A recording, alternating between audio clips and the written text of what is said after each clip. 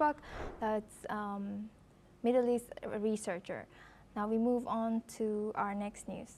Thank you very much. The White House is doubling down on its trade stance. For a senior official says the U.S. can't tolerate one-sided trade relationships, pointing directly at Switzerland. According to the official, Bern refused to make meaningful concessions or drop barriers blocking U.S. goods. Tensions are rising globally as new tariffs take effect. In Serbia, the Chamber of Commerce warns that the U.S. tariffs will make its commercial positions difficult to maintain in American markets. Washington says these moves are part of a broader effort to rebalance trade and protect American industries. Critics warn it could spark deeper economic friction. Now we go back to our guest discussion with Irina Zuckerman. She's a senior journalist. She joins us live from New York. Thank you, Irina, for staying with us. Now, the White House has taken a hard stance on trade with Switzerland. How likely is that these tensions would escalate further, and what might this mean for U.S.-Swiss relations? Well, it's definitely indicating a very radical shift from targeted protectionism, which was originally the goal of the Trump administration, to a much more sweeping economic assertiveness. The White House is framing this issue as not tolerating one-sided trade relationships, which is less a policy stand and more a very ideological return to transactional mercantilism, which defines bilateral relationships through immediate trade balance metrics rather than longer-term strategic alignment on systemic integration.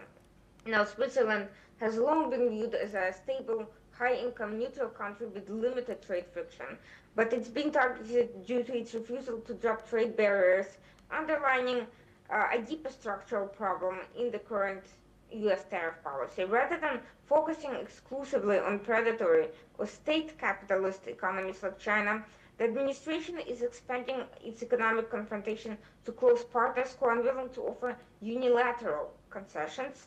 Trump had previously threatened EU, Canada, and Japan, which were leveraged in pursuit of symbolic political victories rather than tangible economic gain. In other words, while Trump can continue escalating against Switzerland and any number of other similar countries, it will not necessarily bring the economic gain Trump is hoping for. It will raise prices on Swiss products. It will create additional barriers to trade rather than lead to any sorts of unilateral concessions from Switzerland, and it will strain political and not just economic relations.